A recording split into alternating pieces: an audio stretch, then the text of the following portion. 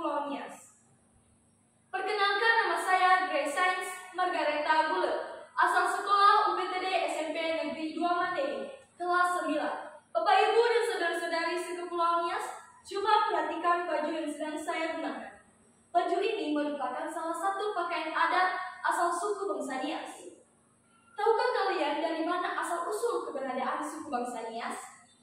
Nah, pada kesempatan kali ini saya akan menceritakan kepada kita semua tentang asal-usul keberadaan suku bangsa Nias. Suku bangsa Nias telah mengenal mitos tentang kisah yang menceritakan penciptaan bumi, asal-usul dewa-dewi, dan asal-usul nenek moyang. Semua mitos ini diturunkan dari syair yang disebut Hoho. Hoho dinyanyikan masyarakat suku bangsa Nias dalam pesta-pesta adat dan acara-acara ritual lainnya. Ada beberapa mitos yang dikenal oleh masyarakat suku Nias. Di antaranya mitos kejadian. Mereka percaya bahwa sebelum semua dijadikan, terjadi kekacauan, kabut, dan kegelapan. Dari kabut dan kegelapan, timbullah dewa pertama bernama Tua Sihai yang berdiam di alam, yang tidak lebih besar dari sebuah rumah dan didukung oleh angin. Inilah alam yang paling atas atau disebut langit tertinggi. Selanjutnya baru ada dewa lainnya, di antaranya Dewa Pelangi dan Dewa Wedani. Jadi, alam atas merupakan kubah kekal yang melengkapkan segala gerakan alam raya. Selain itu, masyarakat suku Nias juga mengenal tentang mitos asal-usul dewa-dewi. Ada dua dewa terpenting masyarakat suku Nias, yaitu Dewa Pelangi yang menguasai alam atas dan Dewa Wedani yang menguasai alam bawah. Di antara keduanya, ada istri Dewa Pelangi bernama Silewe Nasarata atau Dewi Bagian Tengah, yang menghubungkan antara manusia dengan Dewa Pelangi dan menjadi perantara antara hubungan Dewa Pelangi dengan Dewa Wedani dan menjadi perlindungan bagi para imam atau erik.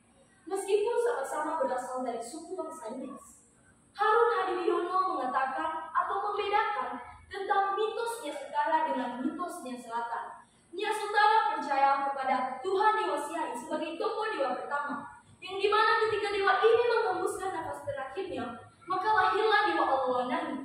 Ketika Dewa Alwanani mati, maka lahirlah pohon dunia atau Karoa. Dari pohon inilah lahir Dewa Alwanani yang menguasai alam atas dan Dewa Wedani yang menguasai alam bawah. Kemudian Dewa Alwanani lah yang menciptakan Sirau, yang menurunkan leluhur orang Nias. Sementara Nias Selatan percaya pada mitos kejadian, pada mulanya kabut. Setelah itu, kabut memecah diri, sehingga lahirlah Dewa Inada Samiharahu yang menyebabkan adanya dunia ini. Tubuhnya pun memecah, dan lahirlah dewa lainnya bernama Dewa Inada Samadalwosu. Meskipun tidak bersuami, dewa ini melahirkan dua anak kembar. Di antaranya Dewa Pelangi yang memilih alam atas dan Dewa Wedani, saudara tuanya yang memilih alam bawah. Dalam hal ini mereka dihadapkan secara saling antagonis atau saling bertentangan. Dewa Pelangi dihubungkan dengan segala yang baik dan hidup melambangkan kuning keemasan, yang simbolnya adalah matahari, burung, dan terang. Sedangkan Dewa Wedani dihubungkan dengan segala yang jahat dan maut, bersimbolkan kita, yang lambangnya adalah naga, bulan, dan kegelapan. Dari kedua mitos masyarakat suku Nias ini, mereka percaya, atau pada umumnya mereka percaya, bahwa sebelum ada Dewa Pelangi dan Dewa Wedani sudah ada dewa yang lebih tinggi lagi, bernama Dewa Tua Sihai.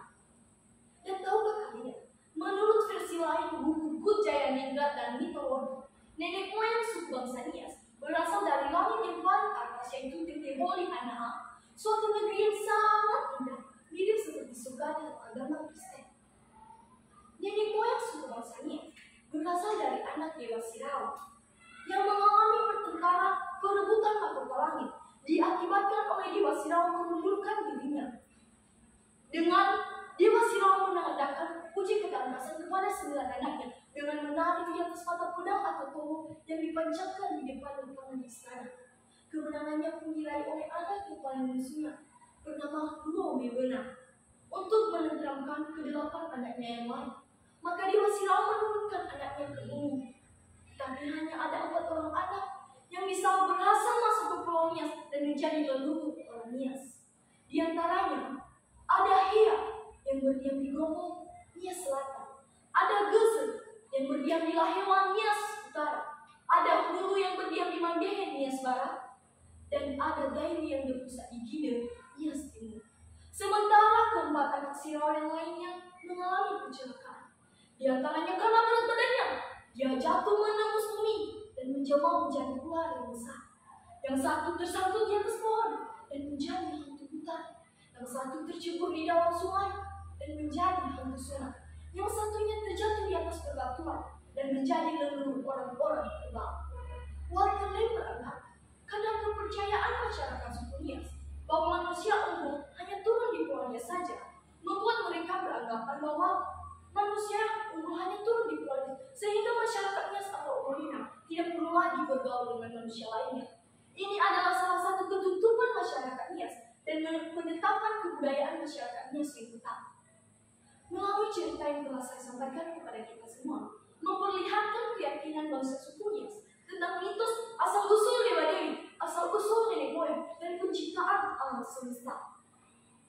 Dan karena penekanan bahwa Tuhan berada di atas superior di atas manusia, membuat mereka harus tunduk dan menyembahnya.